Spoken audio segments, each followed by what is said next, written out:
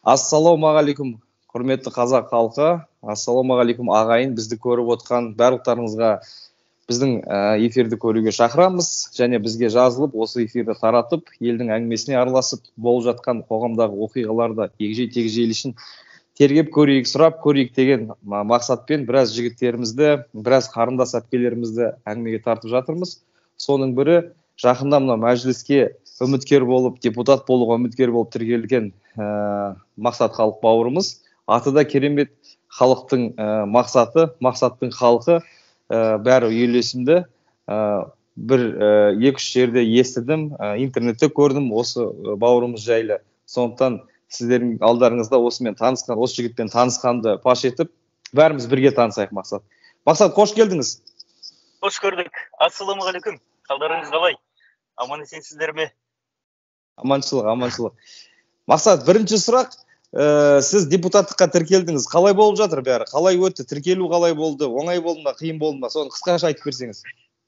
Жақсы. Енді барынша қысқа айтып беруге тырысамын. Бірден айтайын, бұл менің тәжірибемде бірінші рет болып тұр. Өзім жаспын, жасым 36-да. Былай айтқан кезде, соңғы 20 жылда біз бұндай дүниені көрмегенбіз. Жеке өзіне өзі ұсыну деген процесс. Енді өткенде парламент тарқатты деген кезде, ішінде бір үлкен дүние сұрақ пайда болды. Үлкен бір қозғалыс пайда болды. Сол іштей пісіп келе жатқан еді. Ойланып, ары бері не істеймін деп жаңағы. Сосын жарнасына келіп тұрып қалдым, жаңағы бірден 1 миллион төлеу керек екен. Сосын мәссаған деп ойланып тұрып едім, жаңағы достарым осы тақырыпты өздері көтеріп қасымдағы. Ой, Мақсат, сен лайықтысың, сен бару керексің. Қанекей біз қолдаймыз деп, өздері ортадан ақша шығарды да. Қазір, оппа, түсіп кетті. Сөйтіп, бірден бәйгеге қосып жүрді. Келдім да, тіркеліп, өтінішті беріп едім, халқымда жақсы ықыласты лебіздерін жазып, пікірлерін айтып, сөйтіп жаңағы қолдауларын білдіріп. Шын айту керек, мен әбден шешім қабылдаған кезім тура осы сайлауға жақындап қалған кез болды. Өйткені біздің қарсыластарымыз дейді ғой, олар ертерек дайындалған көрініп тұр. Олар бірден жаңағы үлкен билбордтарды бәрін алып қойған. Мен барып жаңағы кіріп сұрайын десем, бір бос орын жоқ. Ана жақта бәрі алып қойған жаңағы. Сосын әйтеуір анау А3 форматтағын шығарып алдық та, жан-жаққа іліп, барынша үгіт насихат жүргізіп, қазір Жетісу облысынан түсіп жатырмын. Сол жерде Талдықорған қаласы, Текелі қаласы және 8 аудан бар. Сол ауданның барлығына қазір толық айланып өтуге әлі мүмкіншілігім болған жоқ. Бірақ та Талдықорған қаласы мен жаңағы айналадағы ауылдағы аймақтарды қазір аралап бастадық. Енді алдымыздағы келер апталарда сол Алакөл аудандарын, Сарқанд аудандарын аралауға жоспарлап отырмын. Енді қызық болып жатыр, шын айту керек. Бұл үрдіс өзі сайлау науқаны деген өзі бір ерекше бір қызық сезімдерді береді екен. Қасында әрине менде үлкен қаражатым жоқ, жаңағы бәрін жалдап, ақшамды беретін, мінекей осылай жүргізейік дейтін, бәрі ерікті. Өзім достарым, інілерім, ізбасарларым жаңағы келіп қолдап, қасымда жүр. Қазір енді 42 сенімді өкіл куәліктерін алды. Енді оның санын кем дегенде 100-ге жеткіземіз деген мақсат қойып отырмыз, Құдай қаласа алдыда. Сөйтіп тек қана алға. Енді осы жерде бар екенімізді көрсетейік. Өзгеріске біз бүгін үлес қоспасақ, ол өзгеріс ешқашан болмайды. Өйткені бүгінге дейінгі уақытта, өзі қаңтар оқиғасы болғаннан кейін, мынау үкіметте үлкен жиындар өткен. Сол кезде мені сарапшы экономист ретінде шақырды. Пікіріңді айт ортаға, ұсынысыңды айт деп. Сол кезде өзім ұсынысымды қазақшалап тұрып жеткізген. 2 адам қазақша сөйледі бүкіл жиында. Сосын сонда Бақыт Сұлтанов ой, Мақсат дұрыс айтады деп қана айтты, сонымен шектелді, бітті. Одан кейін қалғандар түсінбей қалды ғой енді. Ұсынысымда айтылған жоқ, ол жеткен де жоқ ар жағында. Менің айтқан мәселелерім экономика министрлігіне қатысты тікелей болды, еңбек министрлігіне қатысты тікелей мәселелер көтергем, бірақ ол мәселелер бүгін жоқ. Сондықтан да біз өзгерісті кімнен күтіп жүрміз деген бір сұраққа келдім. Жаңағы неге біз үкіметтен күту керекпіз? Олар онсыз да осы уақытқа дейін ешқандай іс көрсеткен жоқ, ешқандай нәтиже көрсеткен жоқ. Сондықтан да ол өзгерісті өзіміз бастайық, өзіміз үлес қосайық. Осы жол сайлауда мүмкін жетістікке жетпесек те, бірақ бір Құдай біледі ғой, кім біледі, мүмкін жетістікке жетеміз, жеңіске жетеміз. Бірақ та сонда да осы жолды бір әділдіктің шамшырағын жағайық. Өйткені қазір біз үлес қоспасақ, 5 жылдан кейінге сол әңгіме қайтадан қайталана береді, ол 20 жылдан кейінде өзгермейді. Сондықтан қазірде жастығымызды, осы жастық қазір қайратымызды, жігерімізді, осы уақытқа дейін жинаған білімімізді осы халықтың игілігіне қарай жұмылдырайық деп мақсат қойып отырмыз алдымызға. Керемет. Мақсат, өзіңіз де керемет спикерсіз. Қандай тамып тұрған бұлақтай бұрқылдаған сөйлеу қабілеті, мына іштегі бойыңыздағы білімнің толық екені көрініп тұр. Алла разы болсын. Сосын жаңа айтайын дегенім, жаңа айтасыз ғой, билборд алайын десем, орынның бәрін жаулап алыпты. Олар парламентті таратардың алдында бәрін дайындап алған ғой. Таратқаннан кейін не істейміз деген сұрақты, иә? Сөйтіп дайындалған екен. Мейлі, бірақ қазақта бір керемет болжам бар, ол бақ шабама, бап шабама дейді. Олар әбден бапталған екен, бірақ сіздің бағыңыз жанып кететініне мен әбден тілектеспін. Және де сұрайын дегенім, басты мақсат, басты сұрақта, біз даналардың сөзін қағазға жазып алғанымыз кемде кем, бірақ ауыздан ауызға берілген қазақ әңгіме тыңдап сөз сыйлай білген. Сондықтан сіз өз аузыңызбен мақсат деген кім, неге мен мақсатқа дауыс беру керекпін деген сұраққа жауап беріңізші. Рахмет, сұрағыңыз өте өзекті және өте маңызды керек сұрақ шынын айту керек. Мен өзім осы Нархоз университетінде оқыдым, экономика мамандығын. Туып өскен жерім Алматы облысында, осы Іле ауданы деген жері бар, сонда Жапек Батыр ауылы, бұрын 12 декабрь деп аталатын. Сол жерде нөмір 4 орта мектебін бітірдім. Сол жерде 7-ші сыныптан бастап экономика мамандығын таңдаймын деп бел будым. 7-8 класстардан бастап сол эмбарго дегенне, инвестиция дегенне, жаңағы экспорт, импорт, адами капитал бәрін қызығып оқып сөйттім. Сөйтіп, мақсатты түрде нархозға оқуға түстім, 4 жыл сол жерде оқып, 2 жыл сосын магистратурасын экономиканы оқып, сосын 2 жыл сол жерде мұғалімдік қызмет жасадым. Сосын қазір соңғы 11 жыл болды, UIB деген Алматыда университет бар, халықаралық бизнес университеті. Сол жерде экономика пәнінен қазақ тілінде оқытушым, сабақ берем. Соңғы бір 2-3 жылдықта осы 2 жыл болды. Бизнес школасы бар, UIB-дің қарамағында. Олар MBA дейді, Master Business Administration, бизнеске арналған білім. Соны ұйымдастырам, сол бөлімде өзім басқарам. Қазір директорым сол бөлім. Біз қазір бизнеске арналған білім береміз. Өткен жылда бір үлкен жетістігіміз, бұл қазақ тілді MBA аштық. Бұрында ондай болмайтын қазақ тілді. Мен де естімеген екем. Қазақ тілді MBA. Орысша ғана өтетін. Бірақ біз өткен жылы соны аштық, жүзеге асырдық. Керемет. Көбінесе оқып жатқан қандас бауырлар, олар айтады, біз орысша оқығымыз келмейді, мүлдем. Біз қазақша оқығымыз келеді. Өздері кәсіпкер. Сосын мен айтамын, болды, онда біз оқытамыз сіздерді, дайындаймыз деп, мұғалімдер программаны, бағдарламаны бәрін жасап, соны жүзеге асырып жатқан жағдайымыз бар. Енді осы соңғы 10 жылдықта өзім сарапшы ретінде экономиканың әртүрлі тақырыптарында сұхбат беріп келем. Сонда мен қазір осы сайлауға дайын болып келдім деп айта аламын. Өйткені көптеген сайлауға түсіп жатқан басқа кандидаттар, олар программасын енді жасап жатыр. Енді ойдан бірдеңке шығарып, мынандай нәрсе ұсынамын деп жатыр. Ал мен оны экономикамыздың қазіргі уақытта хал ахуалы қандай екенін, және де елімізде кедейшіліктің өте өршіп тұрғандығын, әлеуметтік мәселелердің қазір қатты шиеленісіп тұрғандығын, қымбатшылықтың азаматтарымыздың қалтасына қатты ауыр салмақ болып түсіп жатқандығын, төлем қабілеттіліктерін төмендеп жатқандығын, азаматтарымыздың өмір сүру сапасын арттыру қажет екендігімізді, халықтың табысын арттыру қажет екендігіміз туралы өте көп сұхбаттар беріп келемін. Енді осы жолы бағдарламамда да сол ең бірінші бөлігінде елімізде кедейшілікпен күрес деп алып отырмын.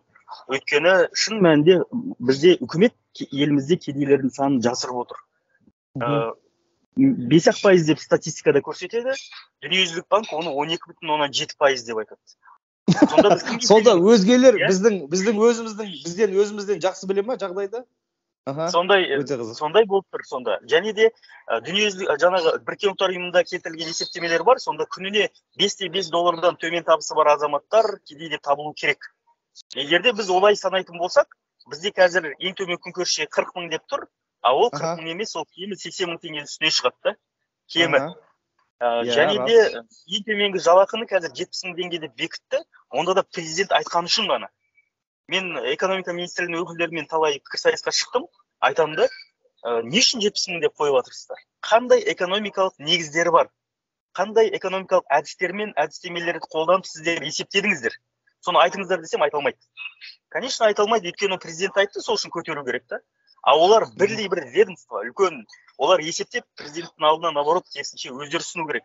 біз осыншаға көтерейік деп жатырмыз. Себебі мынандай тәжірибелер бар, мынандай жағдайға байланысты деп. Ал енді ол тәжірибенің бәрін мен қазір ашық айтып жүрмін, көп сұхбаттарымда айтып жүрмін. Мысалға, орташа жалақы елімізде қазір 338.750 теңге болған. Осы орташа жалақыны бізде чиновниктердің бәрі тұрады да халыққа қарата айтады да, табыс деген өсіп жатыр. Еліміздің жағдайы жақсарып жатыр. Мен айтамын, ол арифметикалық орташа жалақы халыққа қарата айтатын жалақы емес. Ол наоборот чиновниктердің өздеріне керек, үкіметтердің өздеріне керек статистика. Неге? Өйткені сол әр өңірдің орташа жалақылы көрсеткіштері бар. Мысалға, Астана мен Алматыда, Батыс Қазақстанда орташа жалақы жоғары. Ал енді Түркістан облысы, Жамбыл облысы, Солтүстік Қазақстан облысы және мынау жаңа құрылып отырған Жетісу облысында орташа жалақы ең төмен елімізде. Демек, ол өңірлерде орташа жалақының өзі төмен болса, демек халықтың да табысы төмен деген. Ол депрессивный аймақтар, депрессивті өңірлер деп саналады. Сол өңірлермен күресу керек. Сол өңірлердегі халықтың әлеуметтік жағдайын көтеру керек, табысын өсіру керек. Бірінші кезекте, егер ол өңірлерде табысты өсірмейтін болса, онда мынау Жамбыл өңірінде болған Масанчидегі ұлтараздық қақтығыс болды тоғнандармен. Ол ұлтараздық қақтығыс, ол бер жағынан, оның түбінде әлеуметтік мәселе жатыр. Сол өңірдегі халықтың табысының төмендігі. Демек, сондай өңірлерде, депрессивті аймақтарда неше түрлі ұлталық қақтығыстар, қиын жағдайлар, әлеуметтік шиеленістер оралып кетеді. Сондықтан да ондай болмас үшін мемлекет ондай аймақтарды айқындап, ол табысы төмен аймақтарды бірінші кезекте сол өңірдің дамуына үлес қосу керек.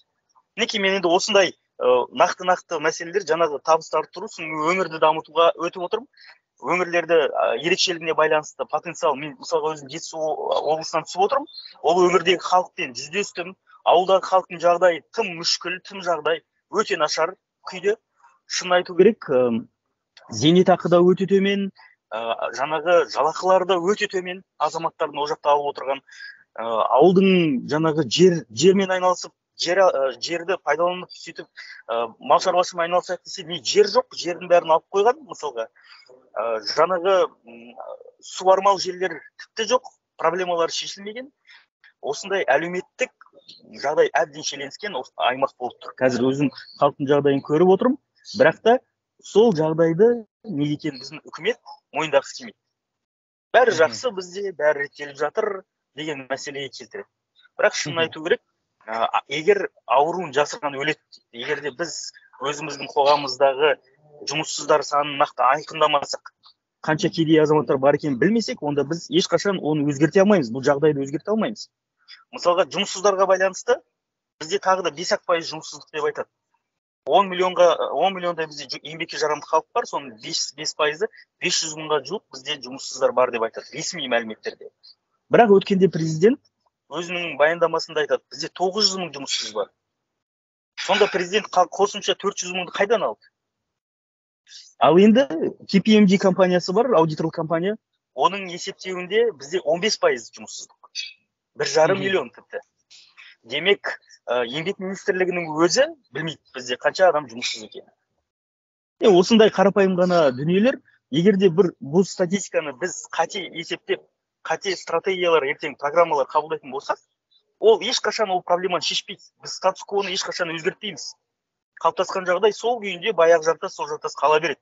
Сондықтан да менің айтып жүргенім, бірінші ащы болса да шындықты мойындайық. Ащы болса да қанша еліміздің жағдайын білейік. Сосын ғана барып, оған қатысты біз программа қабылдасақ, ол әлдеқайда пайдалы болады. Әлдеқайда тиімді болады, эффективті болады. Сол кезде ғана біз халықтың жағдайын кішкене болса да алдыға қарай түзей аламыз деген мәселелерді көтеріп жүрмін.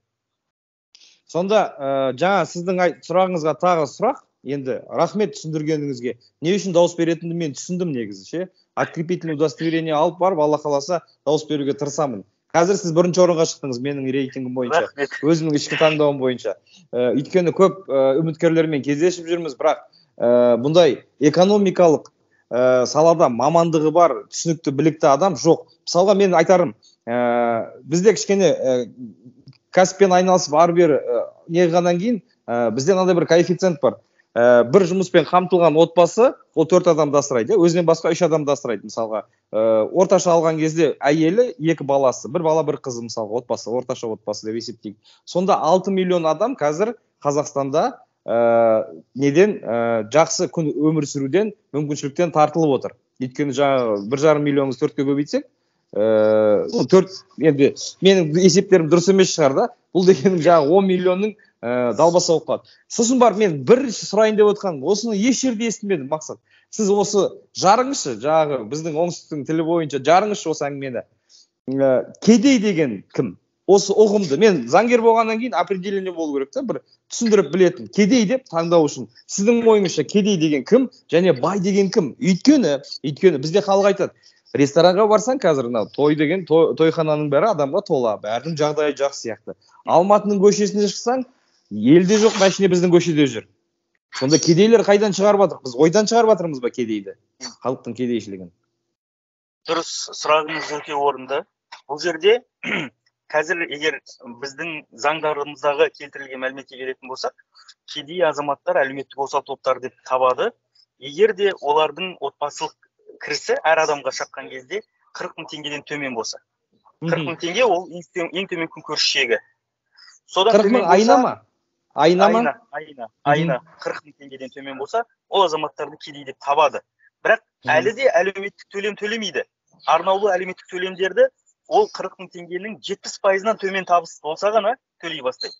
Яғни ол 27 мың теңге қазір. Сонда мысалға егер отбасында шартты түрде мысалға 5 бала болатын болса, 5 адам болатын болса, онда олардың табысы жаңағы әр қайсысына шаққанда 27 мыңнан төмен болып қалса, онда әлеуметтік арнаулы төлемдер, АСП дейміз, арнаулы төлемдер белгіленеді. Бірақ мен енді бұл жерде мынандай мәселені айтқым келеді. Кедейшілік шегін олар қалай есептейді? Еліміздегі ең тұтынушылық себет бар, жаңағы потребительский корзина дейді. Сол жерде 43 тауар бар. Сол тауарлардың есебінде келіп шығарады. Яғни 40 мың теңгеге бір адам сол ең маңызды тауарларды пайдалану арқылы өзінің жаңағы рациондары бар, дәрумендері бар, соларды пайдалану арқылы 40 мың теңге өмір сүре алады деп айтады да қазіргі кезде.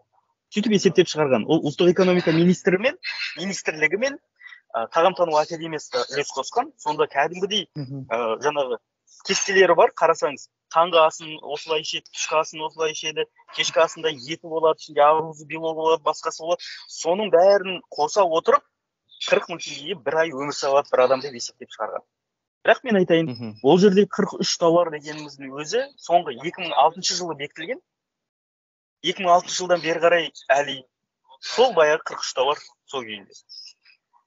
Потребительский корзинаға қатысты.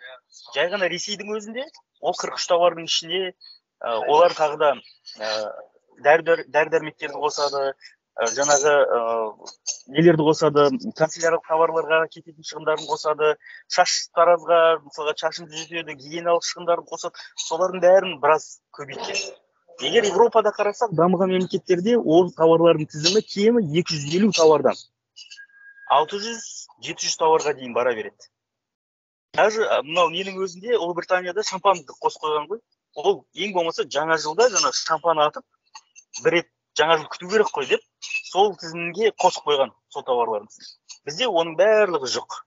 Өйткені сіз сонда не транспорт шығынын пайдаланбайсыз ба? Балаңызды балабақшаға апармайсыз ба? Сіз өзіңіздің гигиеналық шығындар ауырып қалсаңыз дәрі-дәрмек пайдаланбайсыз ба? Осының барлығы тұтынушылық себетінің ішіне кіру керек. Бірақ мен енді менің тарапымда ұсынып жүргенімде мен айтып жүрмін. Біз әлемдік тәжірибеге қарайық та, сол жерде мынандай бір үлгі бар. Орташа медиандық жалақы алынады да, орташа медиандық жалақының 60%-ін ең төменгі жалақы бекітеді, ал оның 50%-ін ең төменгі күнкөріс шегі бекітеді. Бүгін мен көрдім, бір ақпарат шықты, еңбек министрлігі 2025 жылдан әрі қарай осы есептеу жүйесіне көшеміз деп мәлімдеме жасапты. Бүгін ғана көрдім ол информацияны. Айтам, 2025 жыл, кешіріңіз, ондай уақыт жоқ бізде. Ондай уақыт жоқ. Оны біз қазір жүзеге асу керекпіз. Демек, қазір ең төменгі жаңағы орташа медиандық жалақы бізде 204 мың теңге болып тұр еліміз бойынша. Оның 50%-ы ол 102 мың теңге. Демек, 102 мың теңгеден кім төбен табысы бар, ол азаматтардың бәрі бізде кедей деп саналады. Саналу керек. Егер оны олай санамаса, онда мемлекетіміз халықтың табысын арттыру керек. Сол кезде ғана біз халықтың әл-ауқатын көтере аламыз. Және де тағы бір есептемелер бар. Жаңағы 138 мың теңге дедім ғой, орташа жалақы еліміз бойынша. Оның көп болғаны негізі жақсы. оның көп болғаны жақсы. Неге? Өйткені оның 50%-ін біз, оның 1/3 бөлігін біз ең төменгі жалақы ретінде бекіте аламыз. Әлемдік тәжірибеде сондай. Керемет, 100 мың теңге басылды сонда. 112 мың теңге. Ең төменгі жалақы қазір бүгін 70 мың емес. Еліміздегі ең төменгі төленетін жалақы 112 мың болу керек. Сол кезде біздің халқымыздың әл-ауқаты бірден кішкене болса да көтеріледі. Мінекей осы мәселені айтқым келеді. Әрине маған кейбір кісілер айтуы мүмкін, бұл анандай популист, бұл қатты айтып жатыр, қазір жаңағы адамдарды қаратып алу үшін деген сияқты.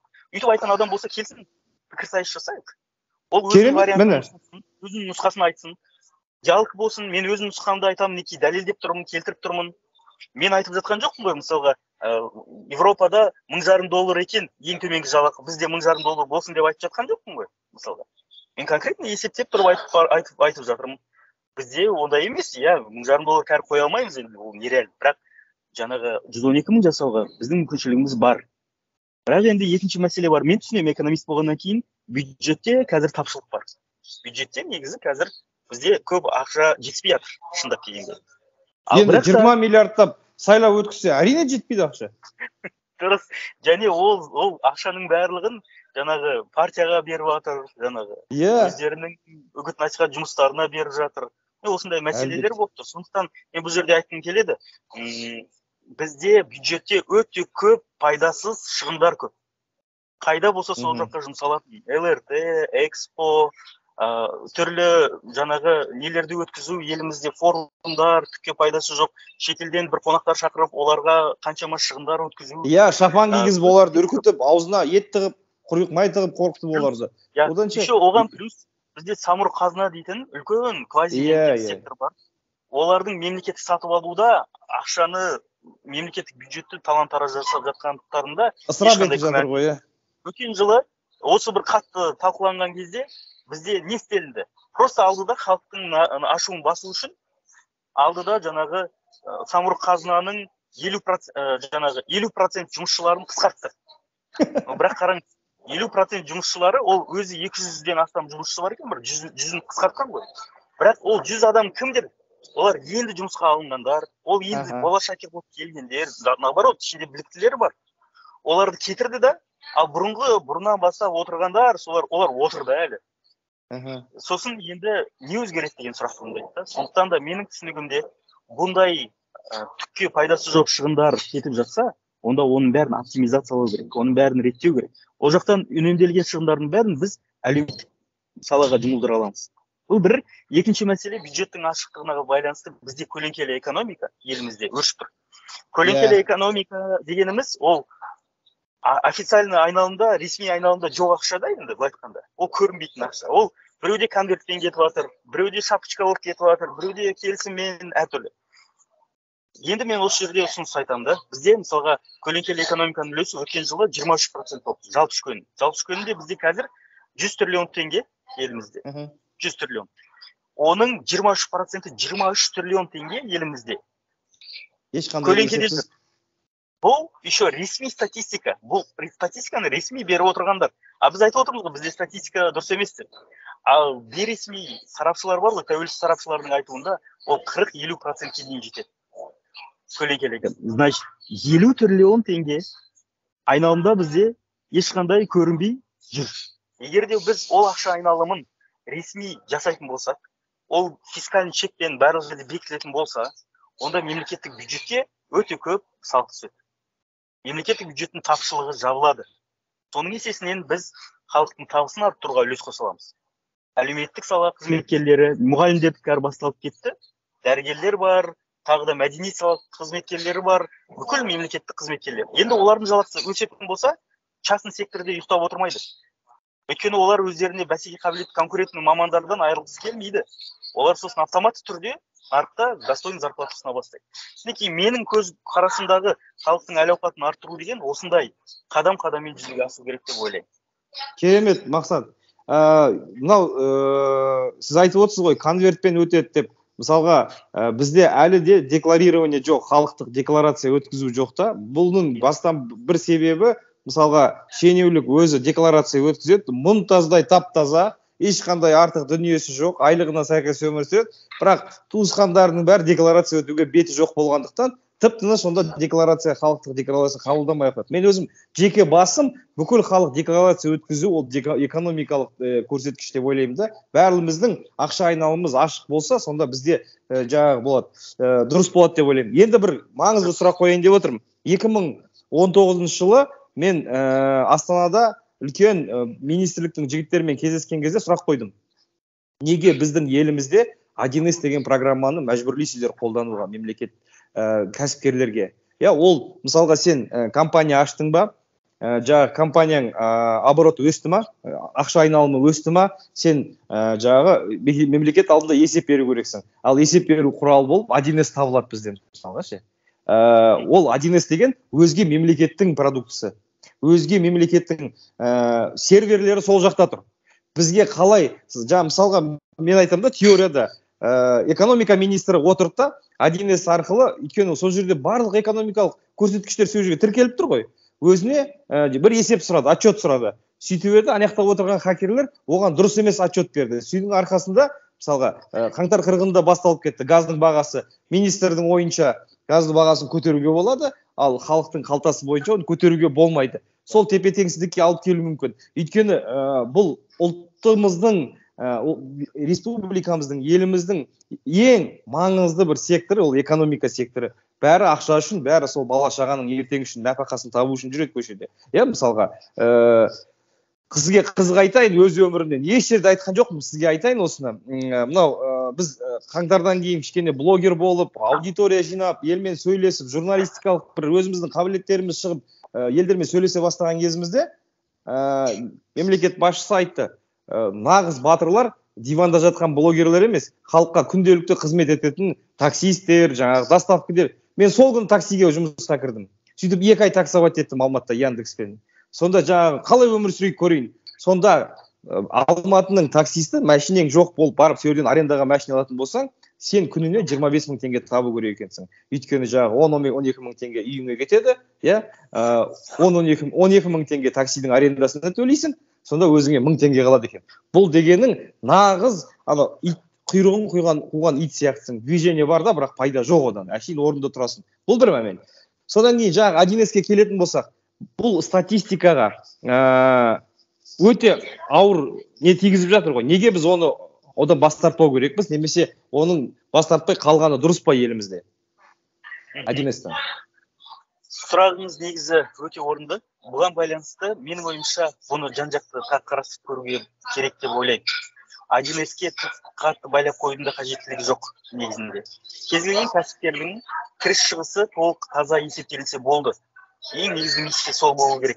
Әрине енді бізде халықаралық МСФО-ның өзінің стандарттары бар, сонымен сөйтіп келеді да, 1С-ті жаңағы маңызды ретінде, маңызды құрал ретінде ұсынады кәсіпкерге. Бірақ та менің түсінігімде олай болу шарт емес. Менің түсінігімде бұл мәселені әлде де эксперттерді жинап, сала мамандарын жинап көтеру керек деп ойлаймын. Ең маңыздысы бізде сол кәсіпкерлердің кірістері мен шығындарының таза, дұрыс көрсетілуі ғой. Ең негізгі маңыздысы осы түсінігімде. Бізде енді шын айту керек, 1С-ні өзін пайдаланады да, жаңа қосарланған бухгалтерия жүргізе бастайды. Ондай азаматтар да бар мысалға. Соған жағдай білеміз ғой бәрін. Соның бәрін сондай жағдай жасалынғандықтан да менің ойымша сөйтіп ыңғайлап қойған. Бірақ та қазіргі уақытта одан да бөлек жасанды интеллект араласатындай, жұмыс жасайтындай, осындай көптеген ұсыныстар бар жүзеге асыратын. Одан кейін мысалға бюджеттің өзінің мысалға тазалығы, мөлдірлігі болу үшін блокчейн технологиясын да көбінесе пайдалану ұсынып жүрмін да, шығындарды бөлген кезде артында жаңағы цифрлық іздері қалады, қайда кетті ол, қайда жұмсалды, қанша көлемде, ортада сосын жаңағы сол ақшаны жұлып алғысы келетін, сол ақшаны иемденіп жымқырып алғысы келетін адамдардың жолы байланады.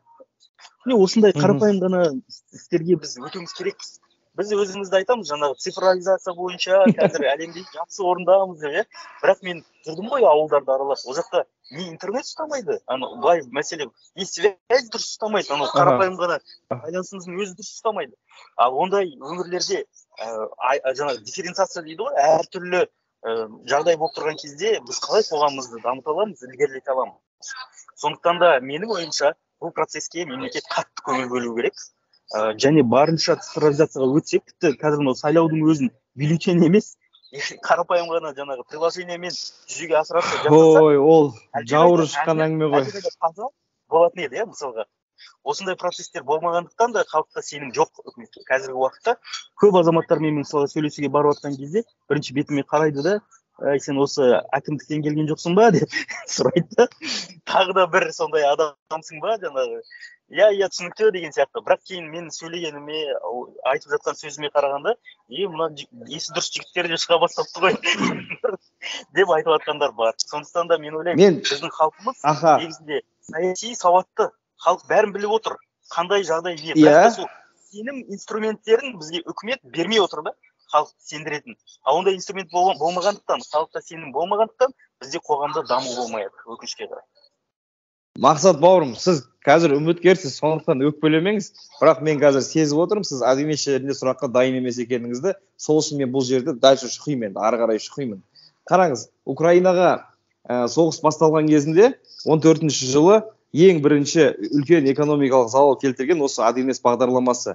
Бүкіл Украинаның экономикалық секторларында 1С программалары сбой берген да, кәдімгідей. Соның арқасында аэропорттар тоқтап қалған, теміржол вокзалдары тоқтап қалған, үлкен кәсіп орындардың бәрі тоқтап қалған. Өйткені арағада қарым-қатынастардың бәрі үзілген. Сол экономикалық диверсия болып саналады да, мысалға. Сондықтан бір қойы қораға келмей қалса, бөтен қой бар ма деп іздейтін қазақ өзінің экономикалық бүкіл параметрлерін алып, бүкіл көрсеткіштерін алып, шетелдегі ақ қайың құшақтаған көршімізге беріп қойғанда, мен соған жаным күйеді. Енді ойыңыз өзгерді ма? Дұрыс, айтқан сөзіңіздің жаны бар. Орынды. Жақсы, ары қарай кетейік.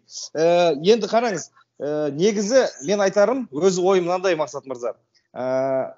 Бұл сайлау қаңтардың қанымен келген сайлау. Бұл өзіне өзі ұсыну қаңтарды қанымен төленген сол жердегі құр бойы атылып кеткен бауырларымыз, іні қарындастарымыздың қанымен келген. Кеше ғана Айкөркемнің пресс-конференциясында болдым, әкесі Айдос ағамыз берді. Сол жерде болған кезінде жаздық кроссовкамен келген балаларды көрдік та, бұл дегенің бастапқы барлық бұндай көтерілістің, ашу ырзаның түбінде жатқан экономикалық тұрақсыздық, отбасының тұрақсыздығы.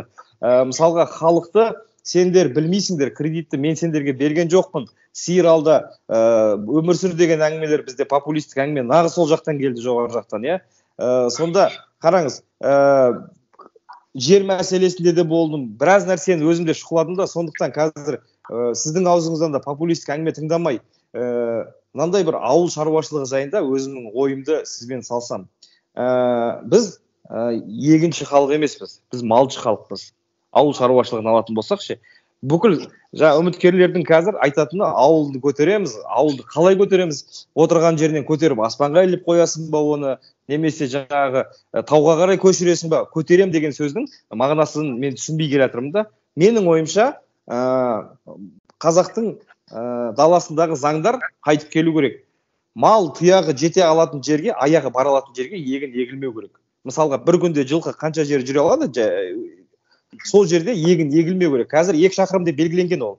Ал 2 шақырым деген белгіленгенді көбісі не қылмайды, ешқандай іске асырмайды да. Мен көрдім, 50 метрден егіп қойғандарды көрдім, мысалға, солтүстік Қазақстанға барып, ауылдың бүкіл малын қырып, өте әңгіме көп болды. Сондықтан, қалай ойлайсыз? Егерден біз мал шаруашылығына, егін шаруашылығынан көріп көңілді көп бөлсек. Өйткені егін шаруашылығында латифундистердің әңгімесі. Егін шаруашылығын дамытамыз деді, аяғы латифундистерге әкеп соқты. Жаңа әкімдер, министрлер, олар өздерінің таныстарына, туыстарына және қапшықпен ақша алып келген, шыны керек қой, қапшықпен ақша алып келгендерге қай елдің азаматы болса да қарамай, жаңағы жерді бере салды. Сөйтіп халық жерсіз қалды. Ал енді біз басында біздің ағзамызға да тамақтану процесінде есептедік біз. Сол жерде қоршаған ортадан алатын дәрумендеріміз есептесек, бізге еттен көлетін. Қазақтың қанына өзінің сәйкес ет көбірек керек. Қазір сол жағынан да қиыншылық болып жатыр. Балалардың аурушылығы да содан деп айтады, етті аз жегендігімізден. Сондықтан менің ойым солай. Малдың аяғы жетер жерге егін егілмейді. егініңді алысырақ ек, дала жетеді. Сіз қалай қарайсыз осы сұраққа? Ойыңызбен толық келісемін. Шын айту керек. Бізде мал шаруашылығы, ол төл шаруашылығымыз, ол жаңағы ата бабамыздан гендік түрде қалған шаруашылықта. Бірақ өкінішке қарай біз ол ауыл шаруашылығындағы өзіміздің үлесімізді жоғалтып алдық соңғы жылдарда. Әсіресе осы тәуелсіздік алған жылдарда колхоздардың, совхоздардың өзі негізінде тәп-тәуір экономикаға үлес қосып келген еді. Әрине. Ол уақытта бізде жалпы ішкі өнімнің 33%-ын құраған екен ауыл шаруашылығы. Қазір небәрі 4% құрайды. Небәрі. Мал шаруашылығы ма? Жалпы ауыл шаруашылығы. Мал шаруашылығы егін шаруашылығына кіріп кетеді ішіне. Енді бұл жерде жаңағы сіз айтып отырған сөзіңіздің орны бар. Бізде жаңағы егіншілік мәселесіне қатысты, жаңағы мал тұяғы жеткен жерге дейін егін салынбасын деген орынды айтып отырған сөзіңіз. Одан кейін егін шаруашылығынан енді мен мүлдем бас тарту керек деп ойламаймын өз басым. Өйткені біздің өңірлердің, аймақтардың ерекшеліктеріне сәйкес, ол өңірлердің, аймақтардың ерекшеліктеріне байланысты егін шаруашылығында дамыта беруге болады. Және де оның жаңағы бізде жетіспейтіндігі арнайы лабораториялар жетіспейді. Қай жерге егуге болады, қай жерге не өсіруге болады. Және сол топырақтың құнарлылығына байланысты циклды өзгертіп, мысалға бір жыл бірдеңе енгізсе, келесі жылдары басқа өңдеу егуге деген сияқты мәселелерді зерттеп түсініп беретіндей дүниелер болмай жатыр. Меніңше бізде жақсы агрономдар бар, бірақ та олардың саны аз ба, немесе олардың кеңесін ешкім тыңдамайтын да сияқты. Сондай мәселелер өте өзекті. Және де ауыл шаруашылығына, ауылдағы өркениет, мысалға жаңағы өнеркәсіп кешенін дамыту деп айтып жатамыз ғой, бірақ кадрлар бармайды ол жаққа. Мысалға керісінше бізде мынандай процесста, мысалға дипломмен ауылға деп айтып жатыр, бізде қазір дипломсыз қалаға процесс жүріп жатыр да, мысалға. Иә, өте орынды әңгіме. Менің ойымша, әр өңірде өзім мынау білім саласының маманы болғандықтан, әр өңірде арнайы сол өңірдің ерекшеліктеріне сәйкес құрылған шаруашылықтар бар, компаниялар бар. Солар өздері оқытуға үлес қосу керек. Өздерінің болашақ кадрларын өздері дайындау керек. Әрине, оларда қазір болашақ үшін құятын ақшалар болмауы мүмкін, бірақ осы жерде менің ойымша мемлекет гранттарды университеттерге емес, сол компанияларға берсін. Компаниялар сосын сол ақшаға 3 жақты договорға отырады да, өзінің сол ауылында өсіп келе жатқан 11 класстың, 10 класстың балаларына барып айтады да, мінекей, сендермен келісімшарт жасаймыз, мына жаққа барып оқып келесің, мынандай навыктарды үйреніп келуің керексің. Сосын біз сені обеспечим жұмыспен. Мінекей саған жұмыс 5 жыл, сосын бізге контрактқа отырасың десе, ана бала уже ойламайды да, мен қайда барамын, кім боламын. Ол целенаправленно барады да, мынау нәрсені оқып үйренеді. Және де сол оқу орнынан сондай білімдік талап етеді. Маған ана жерде ертең мынандай нәрсені білу керек, айтыңыз, беріңіз. Егер де ол жерде бір лектор қағаз қарап оқып тұрса, айтады, мынандай мұғалім бізге керек емес. Бізге есі дұрыс мынаны түсіндіріп беретін мұғалім керек.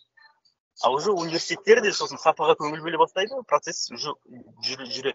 Және де ең маңыздысы қазір уже миллионға шықты ғой оқудың, бір жылдық оқудың ақшасы. Ата-аналар кредит алып балаларын оқытуға, не ол кредитті ала алмай, қиналып, не төлей алмай, сондай қиын жағдайға тап болып отыр да. Ал егер мынандай процесс болатын болса, онда олардың мойнынан да жүк түседі. Әрине. Балалардың әйтеуір болашақта процесіне жаңағы үлес қосуына деген. Осындай өзгерістер, меніңше, біздің қоғамымыз қазір өзгерістерге өте зәру болып тұр. Кешегіде ғана мен CFO дейтін саммит болды Алматыда. Сонда біраз экономистер жиналып, елдің экономикалық дамуына байланысты біраз ойлармен бөлісті. Шынайы мәселелер ашық айтылды. Шындығында бізде елімізде жаңағы Еркін Татишев дейтін кәсіпкер азамат бар, сол айтып отыр да. Иә. Біз анау 10 әлем бойынша 10 ең жаңағы азық-түлікке ақша жұмсайтын рейтинг бойынша 10 елдің қатарында тұрмыз, 180 елдің ішінде дейді да. Ал мен өзім экономист болғаннан кейін білем, бізде Энгель заңы деген бар экономикада. Энгель былай деп айтады: халықтың табысы неғұрлым төмендеген сайын азық-түлік шығындары ұлғая береді.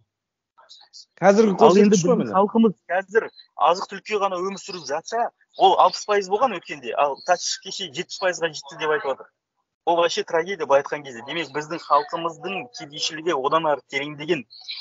Тек қана азық-түлікпен, әйтеуір күн көрумен ғана келе жатыр. ал ондай қоғам қалай азаматтық қоғам құруға ұмтылады, ондай қоғам қалай өзін өзі дамытып мемлекетке қатысты нақты талаптар қоя алатын болады.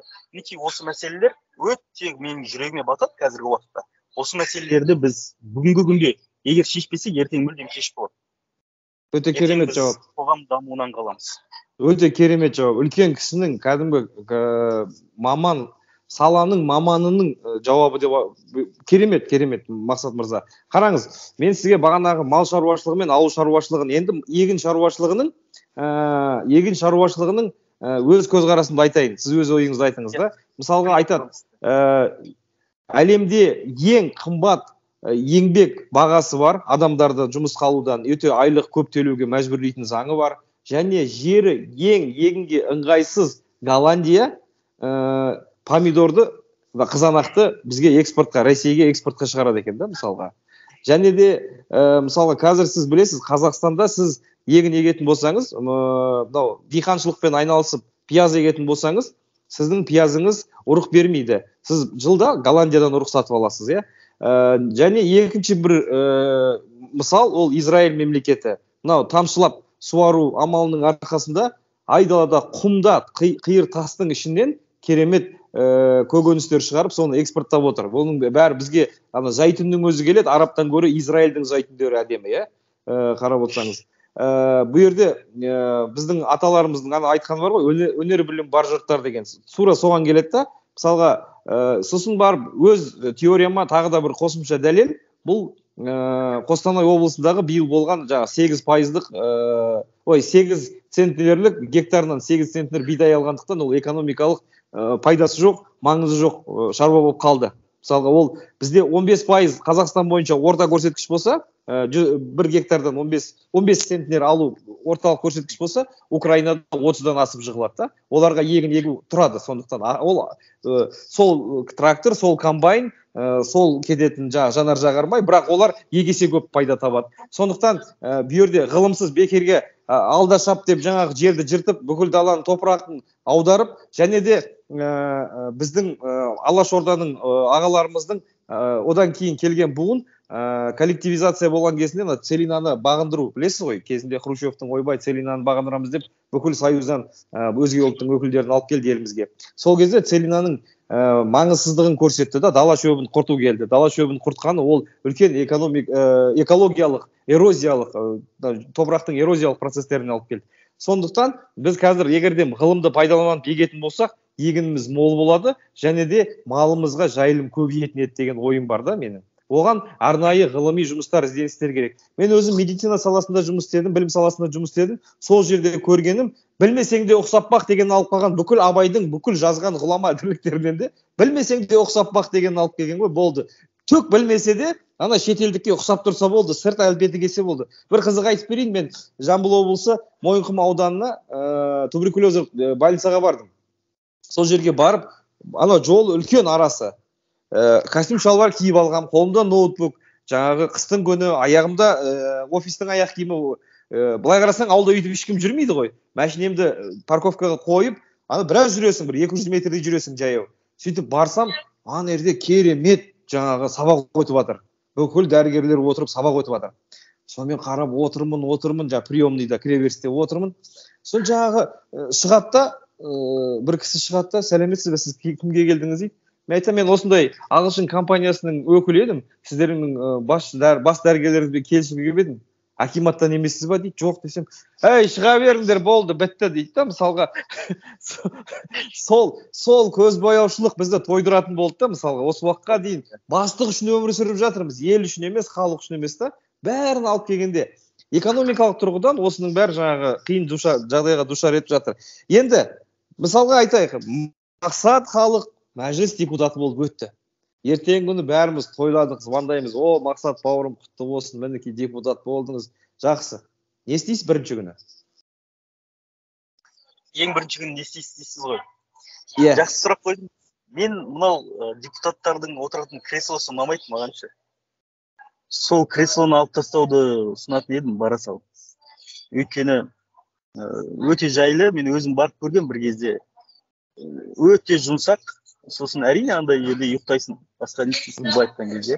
сондықтан да мен егер Европаның нелерін қарасаңыз, отыратын орындықтары кәдімгідей ағаш та ана жер. Сосын мен ойлаймын да, сондай процесс болу керек, сондай өзгерістер керек бізге.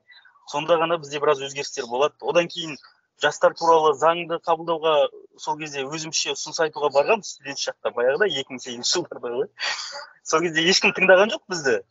Ол жерде ешкім тыңдаған жоқ, әйтеуір сол парламенттің қабырғасын көргенге риза болыңдар деді ғой деймін ше. Үлкен кісілер өздері жаңағы жарты сағаттық докладтарын оқыды, сонымен бітірді ғой соңында.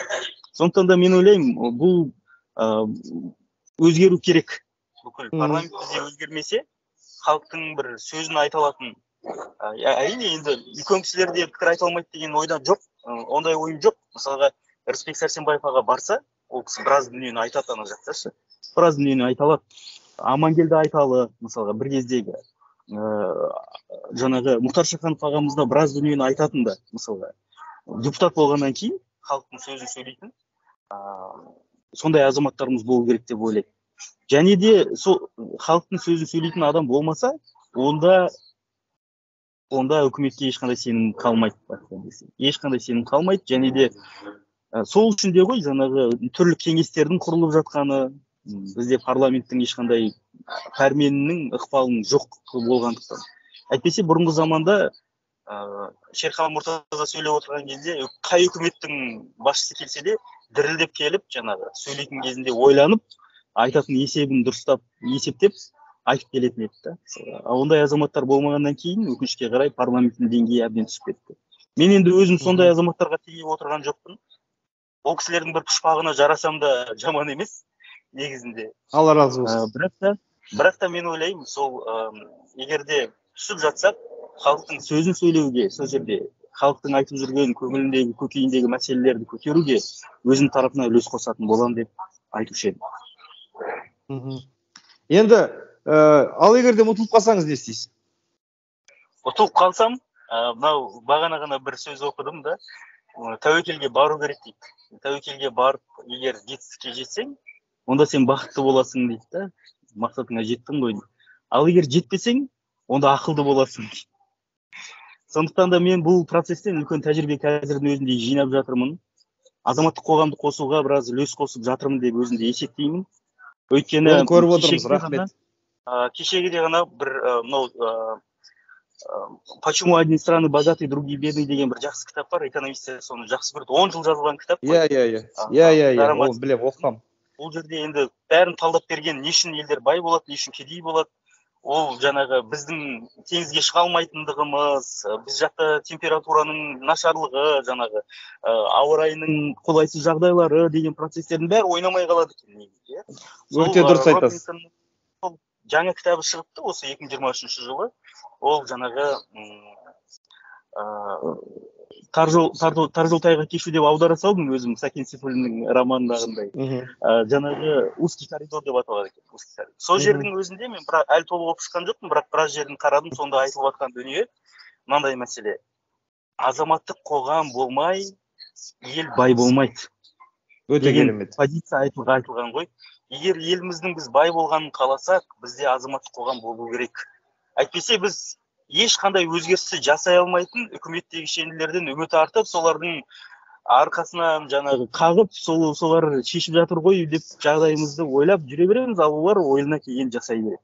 Сондықтан да азаматтық қоғам болса, жаңағы таразы басы теңеседі. Олар да жаңағы әрбірсін ойлап басады, әрбірсін теңшеп басады деген сияқты. Егер істей алмай ма, орнына істейтін адам келеді. Сонда елдің дамуы тез жылдам болады деп ойлаймыз. Сондықтан да мен ойлаймын, сізден біз осындай жақсы диалог құрып отырмыз.